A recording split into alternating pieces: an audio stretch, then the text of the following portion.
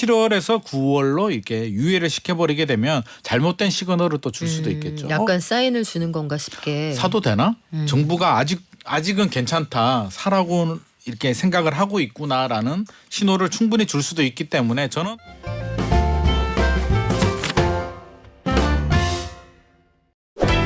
최근에 강남 3구를 중심으로 집값이 오름세를 보이고 있다. 저희가 한 달 전부터 전해드린 것 같은데 이제는 마용성으로 오름세가 확산되고 있다는 게 통계로 잡힙니다. 이런 상황 속에서 주택담보대출 최저금리가 2%대까지 떨어지고 원래는 7월 1일부터 시행될 예정이었던 2단계 스트레스 DSR, 그러니까 대출 한도가 줄어드는 규제도 9월로 밀렸습니다. 시장에는 어떤 영향을 미치게 될까요? 부동산경제연구소 김인만 소장에게 들어보겠습니다. 안녕하세요. 안녕하세요. 소장님, 최근에 보니까 집값이 서울을 중심으로 오름세를 보이고 있다. 이 통계로 나타나나 봐요. 네, 한 주 동안 어떻게 변했는지 좀 볼까요? 네, 통계에도 이제 현장 분위기가 반영이 되고 있는데 네. 원래 통계가 이제 좀 늦게 반영이 되긴 합니다만 6월 3주차 부동산 통계를 보면 저는 이 결과를 보고요. 이게 한 2년 만에 가장 높은 수치가 나오지 않았나. 서울이 0.15% 상승. 한 주간. 한 주간 상승률이. 이게 지난주가 0.1%였고요. 이제 자릿수가 바뀌었잖아요. 0.1%였는데 한 주 만에 0.05%포인트나 더 상승폭이 확대가 됐기 때문에 이 정도라면 우리가 지금 한 달 동안 계속 가파르게 지금 올라가고 있는데 서울은 좀 탄력이 붙었다라고 우리가 볼 수 있을 것 같고요. 수도권 지역도 0.07%까지 올라왔으니까 우리 이제 6월이 가기 전에 자릿수가 또 바뀔 가능성도 이제 배제할 수는 없을 것 같습니다.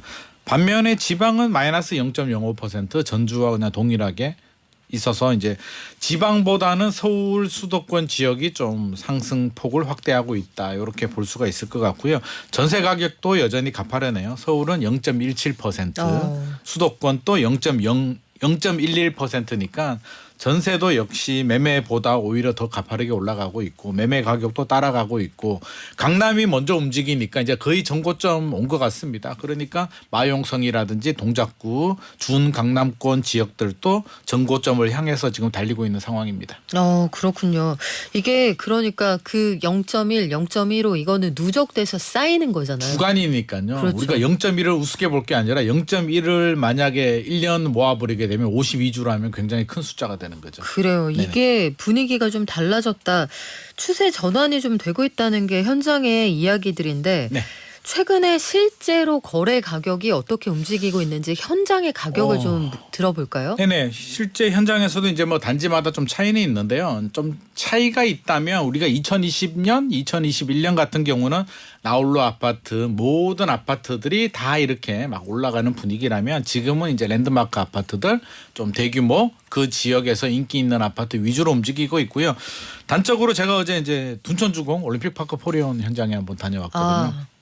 막 공사도 지금 한창 진행 중이고 이제 거의 다 올라가고 이제 윤곽이 다 잡히고 있는데 올림픽 파크 포레온 기억나세요? 2022년 12월 우리 계약률 70% 나오고 이거 둔촌주공 미분양 난다고. 미분양 났죠. 미분양 난다고 해가지고 난리가 나고 그때 일반 분양가가 전용 84가 13억대 정도 나왔고요. 전용 59가 아마 10억대로 나온 거로 제가 기억을 하는데 지금 전용 59가 지난달에 실거래가가 17억 9,500만 원. 전용 59가. 네. 전용 84 같은 경우는 21억 5,897만 원이 거래가 됐으니까 13억대 후반 계산하더라도 한 7억 정도 지금 올라갔습니다. 그래서 이게 작년만 하더라도 17억, 18억대 정도로 거래가 됐는데 이제 올해 되면서 여기서 또 3억, 4억 정도가 더 올라갔기 때문에 확실히 상승세를 키우고 있는 부분이 있고요.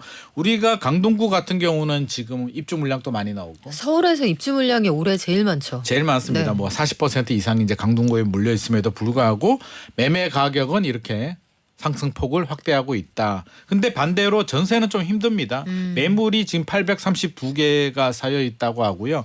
전용 84 전세 가격이 6억 9,500만 원까지 내려왔는데 입주가 11월이니까요. 전세 가격은 조금 더 내려갈 수도 있을 것 같습니다. 우리가 전세 가율을 일반적으로 서울 한 50% 정도 되잖아요. 그러면 20억이라고 하면 10억, 11억 정도가 맞는데 지금 입주 물량이 워낙 많기 때문에 6억 9,500만 원까지 내려왔고 제가 볼 때는 6억 초반까지도 내려오지 않을까 생각이 됩니다. 그러면 이쪽에 그 실거주 의무가 유예되는 거잖아요. 네네, 맞습니다. 3년 뒤로. 그러면 서울에서 신축에 전세를 좀 싸게 구하고 싶다 하시는 분들은 강동구로 가시는 게 맞겠고. 예, 맞습니다. 하지만 2+2 사용은 어려울 거다. 이걸 감안하고 가셔야겠고. 2+2 운 좋으면 뭐 조합원 물건이나 이런 네. 것도 운 좋으면 될 수도 있으니까 계약하기 전에 한번 여쭤보십시오. 2+2 되는 지금 전세 물건이 많이 나오니까 2+2 되는 물건 위주로 먼저 선별 잡는 작업도 좀 해보시는 것도 좋을 것 같고요.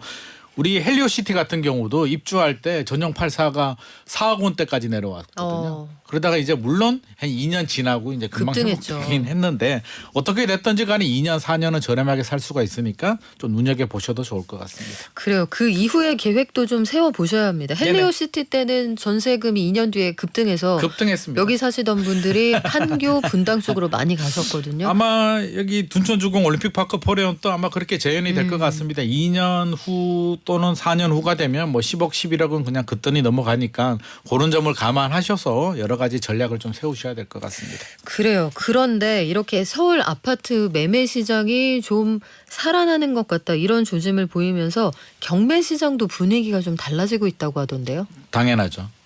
현장에 이제 급매물들이 없어지고 사실 이제 급매물이라는 것도 의미가 없잖아요. 나와 있는 매물 중에서 저렴하다는 거지. 급매물이 나는 급하게 팔아야 돼서 급매물이 아니라 싸야 급매물이죠. 그렇죠. 그래서 뭐 주변에 나와 있는 것 중에 이제 가장 저렴한 게 이제 급매물이 되는데 그렇게 저렴한 매물이 없습니다. 현장에 가보면 또 인터넷에 보는 거하고 또 내용이 다른 부분도 있고요. 그렇게 되면 이제 경매 시장으로 또 눈을 돌리게 그렇죠. 되죠. 차라리 경매가 낫겠다. 그냥 돈 주더라도 감정 가격보다 높게 지불하겠다라는 건데 우리 낙찰 가율이라고 하잖아요. 감정 가격 대비 낙찰가 비율인데 전국 평균이 85.4%고요. 서울 낙찰가율 평균이 89.1%인데 송파구는 100.7%로 나왔고요. 얹어주고 강남구는 산다는 얘기네요. 예. 감정 가격보다. 그러니까요. 강남구가 93.7%가 나왔는데 타워 팰리스 예를 들면요. 전용 159제곱미터가 감정 가격이 42억 원이었는데요. 46억 5천만 원 주고 이제 낙찰을 받았고요. 뭐 집이 크기는 합니다만. 네. 헬리오시티 예를 들면 전용 84인데요. 감정 가격이 18억 9,500이 나왔는데 102%인 19억 4,500만 원에 팔렸거든요. 둘 다 감정가보다 더 주고 산다. 그래도 유리한 게 헬리오시티가 지금 한 20억에서 21억 정도 동이나 층에 따라서 21억 이상 되는 물건들도 있는데 19억 4,500만 원 정도면 시세보다는 저렴한 급매물보다는 유리한 거 맞으니까 좀 번거롭더라도 이렇게 감정 가격보다 더 지불하더라도 낙찰받는 게 지금은 유리한 상황이고요. 뭐 방배동도 마찬가지입니다. 전체적으로 그런데 서울에서도 온도 차이가 있는 게 이제 낙찰가율 같은 경우에 도봉구는 뭐 76.3%, 강북구는 69.6%, 노도강 쪽은 여전히 70% 수준을 유지하고 있기 때문에 감정가보다 한 80% 미만에 맞습니다. 70% 미만에 팔렸다. 네. 그래서 네.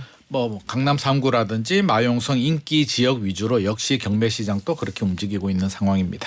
이게 시장의 양극화가 뚜렷하고 네네. 우리가 뭉뚱그려서 편의상 서울 아파트 시장이라고 하지만 그 안에서도 지역별로 굉장히 차이가 많이 나네요. 차이가 많이 나고요. 그 지역 안에서도 단지별로 또 차이가 많이 납니다. 우리가 강남구라고 하지만 강남구 내에서도 뭐 나홀로 아파트라든지 선호도가 떨어지는 아파트들은 또 이렇게 사람들이 많이 몰리진 않고 있습니다. 대단지의 경우에는 같은 아파트 단지 안에 있어도 몇 억씩 차이가 나잖아요. 동이나 층에서 따라 차이가 나고요. 이제 도로의 길가에 그렇죠. 위치하느냐에 따라서도 차이가 나는데 뭐 과거에 그런 사례들도 있었죠. 그냥 인터넷 시세만 보고 경매 낙찰을 받았는데 알고 보니까 길가동 이어서 도로 소음 때문에 인터넷에 나오는 급매물보다도 오히려 더 비싸게 주고 낙찰되는 케이스들도 있기 때문에 그런 개별성 꼼꼼하게 좀 확인하셔야 될 것 같습니다.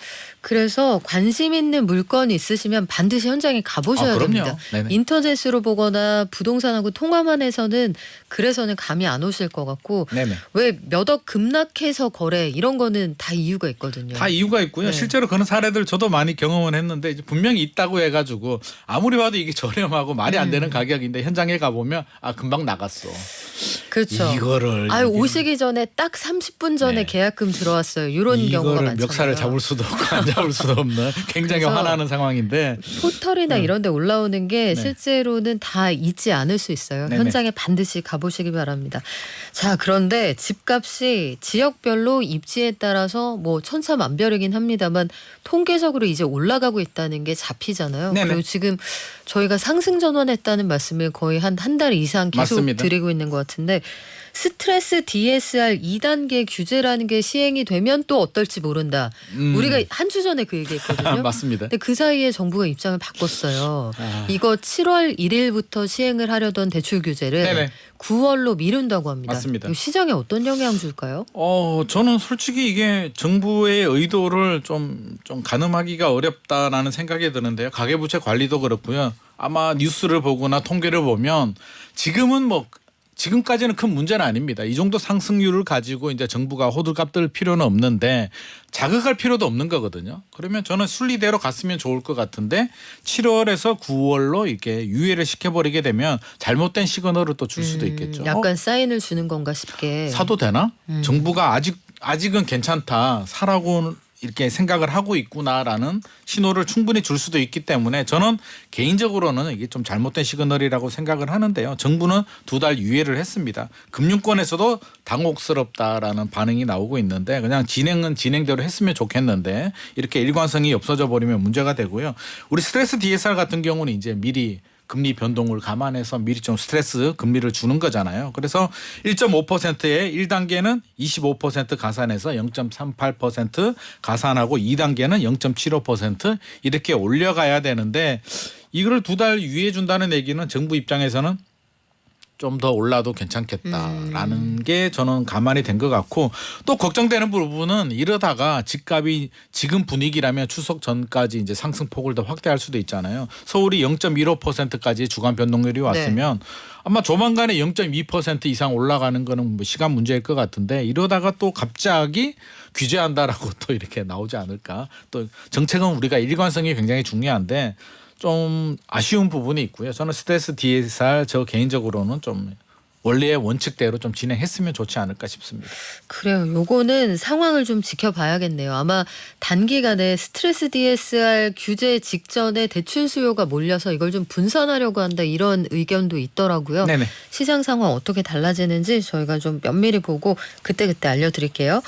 그리고 일기 신도시에서 분당, 일산, 중동, 평촌, 산본에서 누가 재건축 제일 먼저 할 건지 선도지구 공모가 시작이 됐어요. 네네. 이거 앞으로 절차가 어떻게 됩니까? 일단 6월 25일에 이제 공고 지침이 나왔고요. 9월 23일에서 27일까지 접수를 받고 10월에 평가해서 11월에 이제 최종 선정을 하게 되는데 우리 이제 앞서서 한번 소개를 해드렸잖아요. 주민 동의가 60점, 뭐 환경, 정주 환경이 10점, 네. 도시기능 활성화 10점, 단지 규모 20점 해서 이제 점수를 하는데 그 동안에 막 동의 받고 했는데요. 일단 그거는 연습 게임이고요. 아 연습이에요? 연습입니다. 네. 지금 배제하고 이미 받은 건 이제 빼고요. 이제 다시 해야 됩니다. 25일부터 다시 이제 공고가 나왔기 때문에 주민 동의서 다시 모아야 되니까 이제 원점에서 리셋하고 다시 열심히 달려야 되는데요. 배점 점수가 높은 곳이 아무래도 유리하기 때문에 좀 경쟁이 좀 치열할 것 같고요. 분당 같은 경우는 8천 가구 정도 예상을 하고 있고 일산은 6천 가구, 평촌, 중동, 산보는 4천 가구 정도에서 총 2만 6천 가구 정도인데 지자체에서 재량껏 50% 정도 확대할 수가 있기 때문에 한 3만 9천, 4만 호 정도는 늘어날 가능성도 있습니다. 우리 선도지구는 중요하잖아요. 그렇죠. 물론 이게 연도별로 발표를 한다라고 하는데 쇳불도 당김에 빼야 된다고. 1호니까 아무래도 빠르고 1호는 되겠지. 신경을 쓰겠죠. 신경도 네. 쓰고 2호, 3호는 모르겠고 지금 1호가 어떻게 보면 2호, 3호도 알아야 되는데. 알아야 돼요. 네. 근데 일단 1호 먼저 추진하지 않겠습니까? 1호가 안 되는데 2호, 3호가 잘 될 리는 없기 때문에 1호에 좀 힘이 많이 쏠릴 가능성도 있고요. 1호에 선정되기 위해서 지금 열심히 여러 단지들이 뛰고 있는 상황입니다. 주민 동의가 제일 중요하다. 이 대동단결이 중요하다라고 하는데 요게 또 집집마다 이해관계가 달라서 이해관계도 틀리고요. 평촌 같은 경우는 또 이번에 안양시에서 또 용적률 인센티브 안 주겠다라고 또 얘기 나왔기 때문에 네. 또 찬물을 한번 또 끼얹어줬고요. 역세권에 좋은 단지들 위주로 해야 되는데 역세권 단지들은 리모델링 추진 때문에 안 되고 역세권이 아닌 단지들은 용적률 인센티브 안 주겠다라고 발표를 했기 때문에 현실적으로 약간 좀 열기가 좀 식은 상황이고요. 아마 분당이 저는 가장 뜨겁지 않을까. 분당은 두 가지가 유리합니다. 일단 선호도도 굉장히 높고요. 집값 자체도 높기 때문에 일반 분양가를 충분히 올려도 먹힐 만한 지역이니까 분당이 가보면 플랜카드 많이 붙어 있습니다. 아, 지금. 그래요? 예. 그래서 시범 단지 쪽에도 뭐 한신, 한양 아파트, 우성, 현대 아파트들 뭐 플랜카드 많이 붙어 있고 열심히 하고 있어서 분당은 현장 이야기 들어보니까 세 곳 정도 선정되지 않을까 예상을 세 곳. 하고 있습니다. 시범 단지 쪽 하고요, 정자동하고 뭐 임해동이나 까치마을 쪽에 뭐 예상을 하고 있는데. 뭐 세 곳이 될지 두 곳이 될지는 몰라도 제가 만약에 성남시장이라면 세 곳 정도 하지 않겠습니까? 이왕이면 해주는 거 가능한. 좀 많이 해주면 좀 도움이 되지 않겠습니까? 그러면 지역별로 경쟁이 치열한 곳 역시 분당이 되겠네요. 분당하고 이제 일산인데요. 일산도 좀 활발히 움직이고 있습니다. 강촌마을 뭐 유명하죠. 백마마을 이렇게 움직이고 있는데 가격적인 측면에서 본다면 일산보다 분당이 저는 사업성 측면에서는 조금 더 유리하지 않나 싶습니다. 그래요. 상황 좀 지켜봐야겠는데 하반기에는 시세 차익이 좀 클 것으로 예상되는 아파트 단지들 분양이 대기하고 있다. 네. 올해 분양 물량이 많지 않아서 이런 것들 기다리는 분들 많으실 텐데 하반기에 청약 기대주는 어떤 게 있어요? 일단 분양가 상한제가 적용돼야 되잖아요. 요즘 뭐 공사비 인상 때문에 분양 가격이 천정부지 올라가고 있는데 분양가 상한제가 적용이 되면 뭐 주변 시세의 한 70% 수준으로 나오니까 일단 로또가 되겠고요. 강남 3구, 용산구는 일단 무조건 분양가 상한제 적용이 되고 택지지구들도 적용이 됩니다. 뭐 제가 몇 번 소개를 해드렸는데 뭐 신반포 15차 재건축하는 레미안 원펜타스 6,736만 원 3.3제곱미터당 아마 주변 시세는 뭐 1억이 넘으니까 기본적으로 확보가 되고요. 뭐 레미안, 레벤투스, 청담, 르엘 많이 있고 또 여기 플러스 다음 주에 청약하는 거 제가 또 몇 개를 뽑아왔거든요. 네. 다음 주 과천 디에트르 퍼스티지가 분양가 상한제 적용됩니다. 여기 3.3제곱미터당 3,400만 원 수준으로 주변 시세의 70% 수준으로 나왔기 때문에 84 기준으로 한 8억. 8억 7천 정도 됩니다. 네. 전용 59가 8억 7천 정도 되니까 과천에 계시는 분들 자격 요건 되시는 분들은 무조건 하시는 게 좋을 것 같고요. 고양시 장안 카이브 유보라도 분양가 상한제 적용이 됩니다. 주변 시세보다 유리하니까 관심 가져도 좋을 것 같고 공덕 마포 공덕에도 이제 공덕 1구역 재개발하는데요. 힐스테이트 라첼스도 분양가 상한제 적용은 안 되는데 뭐 주변 시세보다는 저는 해볼 만하다는 생각이 들기 때문에 이게 다음 요즘에 주에도 토론당에서 네. 의견들이 나뉘더라고요. 너무 나눠요? 비싸다. 비싸다. 이게 반포의 원펜타스 분양가하고 비교를 해봐라. 너무 비싸다. 이런 의견과 말씀하신 것처럼 주변 시세 대비 그래도 괜찮다. 이런 의견이 있던데. 원펜타스가 저렴한 겁니다. 원펜타스가 워낙 저렴하게 나왔기 때문에 비교 대상을 잘못 잡은 거고요. 일단 주변에 뭐 우리 마레프라든지 공덕자이 아파트하고 비교해 보면 비슷한 수준인데 입주 연도가 2027년에 뭐 입주하니까 입주 연도 감안해 보면 저는 충분히 가능성 있지 않나. 그렇다고 해서 로또는 아닙니다. 당첨되면 뭐 10억 차익 생기고 이런 건 아닙니다. 이런 거 아니니까 자금되고 실거주로 필요하신 분들이라면 주변 시세보다 입주 연도 메리트가 있기 때문에 해볼 만하다. 그 이야기를 제가 드리고 싶습니다. 그렇군요. 요거 일정들 잘 챙겨보시면 좋을 것 같은데 이렇게 매매 시장 얘기를 하고 청약 시장 얘기를 합니다만 사실은 전세 사기 피해자들은 다 남의 나라 얘기란 말이에요. 그렇습니다. 역전세, 깡통전세, 특히 다가구 빌라를 중심으로 문제가 많이 되고 있는데 국토부 장관이 이 실언이죠. 네. 경험이 없어서 계약이 신중하지 않았던 데 따른 그런 결과가 아니겠느냐. 여기 결국 사과를 했네요. 사과했습니다. 이게 뭐 신중하지 않은 발언이고요. 뭐 물론 뭐 그렇게 이제 사석에서 그렇게 이야기할 수도 있는 부분이고 우리가 계약의 당사자는 본인이기 때문에 주의를 해야 되는 거는 맞는데요. 이게 전세 계약에 대한 기본적인 신뢰를 바탕으로 계약을 하는 거기 때문에 사실 뭐 충분히 알아보더라도 사실은 또 피하기 어려운 부분도 있습니다. 그래서 뭐 저는 좀 신중하지 않는 발언이었다 생각하고요. 좀 빠른 구제 대책, 우리 여야가 좀 머리를 맞대고 그냥 나몰라라 할 것이 아니라 빨리 추가 대책 좀 만들어줬으면 좋을 것 같습니다. 2만 6천 명 정도가 전세 사기 피해자로 인정해달라고 아이고. 신청을 했는데요. 네. 인정된 분이 18,000명 정도니까 신청을 해도 인정 안 되는 다 분들이 되는 좀 게 많이 아니구나. 있으니까 네. 또 인정이 돼도 또 보상받는 거는 또 한 세월입니다. 그래서 갈 길이 굉장히 멉니다. 좀 여러 가지 대책들 더 좀 강구가 되고요. 노력을 했으면 좋을 것 같습니다. 근데 우리가 그래서 요즘에 대안으로 선택한다고 하는 게 워낙 빌라나 오피스텔 다가구 관련해서 사건 사고가 많으니까 네. 구축이라도 나는 아파트 전월세로 가겠다 이런 분들이 많다 많죠. 전해드렸잖아요. 네네. 근데 구축에 굉장히 가격 경쟁력이 있을 만큼 저렴한 곳이면 네. 이게 또 과거에 신축 빌라보다 살기가 더 어렵다 이런 분들도 계신 것 같더라고요. 이게 이제 가보면 이제 또 우리가 현타라고 하잖아요. 이게 굉장히 좀 우울증을 호소하는 분들이 많이 있는데요. 아파트가 이제 시세가 높잖아요. 같은 값이면 그렇죠. 오피스텔보다는 아파트가 시세가 네. 높으니까 신축 오피스텔이나 신축 빌라에 거주하시는 분들이 깡통 전세, 역전세 우려 때문에 아파트로 가게 되면 신축 아파트로 가게 되면 돈을 또 더 추가 지불을 해야 그렇죠. 되는 부분이고요. 네. 같은 돈으로 가게 되면 한 30년 정도 된 구축 아파트로 가야 되는데 이제 신축에 살다가 구축에 가게 되면 일단 엘리베이터부터 차이가 나거든요. 힘들죠. 엘리베이터의 네. 또 내부 상태, 벽지 여러 가지가 좀 우울한데 가서 좀 우울증을 호소하는 분들이 많이 있습니다. 나는 원하지도 않았는데 이렇게 와가지고 전세 사기 피해서 왔는데 이런 집에서 내가 계속 살아야 되나 이런 우울증을 호소하는데 좀 안타까운 상황이고요. 이게 본인들이 원해서 간다기보다는 등 떠밀려서 간 거기 때문에 이 부분에 대해서도 역시 또 전세 사기를 또 막아주고 이걸 또 예방을 해줘야만 해결될 그래요. 문제이기 때문에 선의의 피해자라는 생각이 듭니다. 그래요. 이런 그 신축 빌라에 살아도 걱정 없이 살 수 있게 제도가 그럼요, 만들어줘야겠죠. 그럼요. 네. 그래요. 지금까지 부동산경제연구소 김인만 소장과 함께했습니다. 고맙습니다. 감사합니다.